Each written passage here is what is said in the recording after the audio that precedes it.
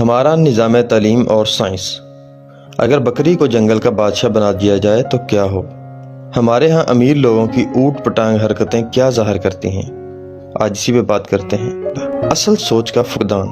گرمیوں کی چھٹیوں میں ہوم ورک ملتا ہے، سلیبس کی کتاب سے پیج نمبر 3 سے پیج نمبر 222 تک جو لکھا ہے اسے نئی کاپی پر نقل کرنا ہے، فلاں چیپٹر کو دوبارہ سے دوبارہ چھاپنا ہے وغیرہ وغیرہ۔ گرمیوں کے کام کی کاپیوں پر محنت ان کی جلد اور ظاہری خوش خطی پر موقوف تھی۔ علم سیکھنا کیا خاک تھا، لکھا ہوا چھاپنا اور بولا ہوا رٹنا تھا۔ 8ویں جماعت میں سائنس انگریزی میں سیکھنی اور ستم ظریفی کے انگریزی کا الگ سے مضمون ہونا، جہاں پر گرامر رٹائی جاتی۔ ایسے میں سائنس کیا خاک سیکھتے جب سائنس کی زبان ہی اس وقت سیکھی جا رہی ہوتی جب سائنس سیکھی جا رہی ہوتی۔ لہٰذا شارٹ کٹ محض رٹا یا گائیڈ جس میں قدرے آسان انگریزی میں سائنسی موضوعات سمیٹے جاتے، پرچے میں یہی شارٹ کٹ لگا کر نمبر حاصل ہوتے۔ سکول سے لے کر یونیورسٹی تک سائنس کو ایک ہی لاٹھی سے ہانکا جاتا ہے۔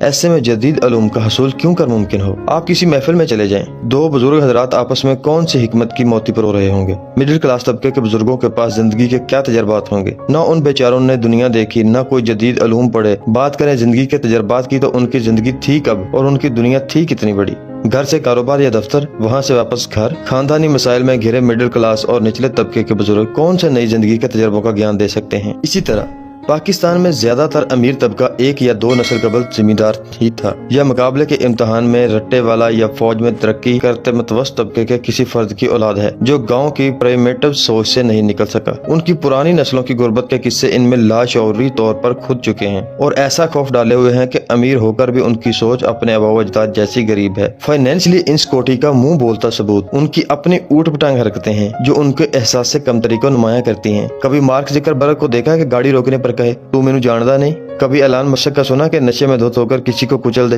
نہیں، یہ حرکتیں ہمارے ہاں ہی پائی جاتی ہیں۔ شیر کے پاس پہلے سے طاقت ہوتی ہے کہ وہ جنگل کا بادشاہ ہے، مگر ڈرنا تو بکری سے چاہیے کہ اگر اس کے پاس طاقت آ جائے تو وہ اس کا ذمہ دارانہ استعمال کیسے کرے گی۔ یہ وہ عمومی مسائل اور رویے ہیں جن سے کم ہمارے بزرگ تو اب تک نہیں نکل سکے۔ لہٰذا جب یہ رٹا ہوا جملہ سننے کو ملتا ہے کہ بزرگوں سے سیکھیں تو حیرت ہوتی ہے۔ لہٰذا فی زمانہ مملکت خداداد کے نہ ہی بزرگ، نہ ہی اپر کلاس اور نہ ہی تعلیمی نظام ہمیں اصل سوچ کی طرف لا سکتا ہے۔ اصل سوچ کیسے آتی ہے؟ ایک اچھوتا خیال، ایک اچھوتا آئیڈیا کیسے بنتا ہے؟ میرے نزدیک بچپن کی بہترین تعلیم سے، اور اگر وہ میسر نہ ہو تو کم سے کم سوال کرنے کی عادت سے، تجسس سے، چیزوں کو گہرائی میں سوچنے سے، متبادل تعلیم کے ذرائع سے۔ بدقسمتی سے ہمارے ہاں ان مثبت رویوں کا فقدان ہے۔ پچھلے 70 سال کی دھول ہم ابھی تک چاٹ رہے ہیں۔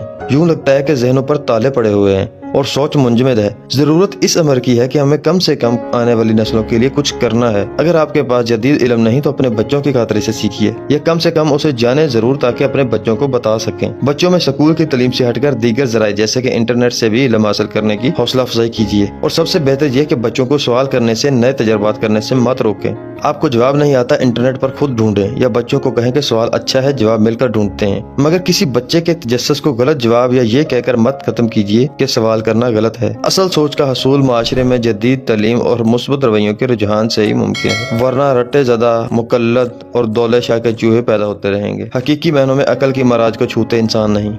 ملتے ہیں انشاءاللہ نیکسٹ کسی ویڈیو میں، تب تک کے لیے اپنا بہت سا خیال رکھیے گا۔ اللہ حافظ۔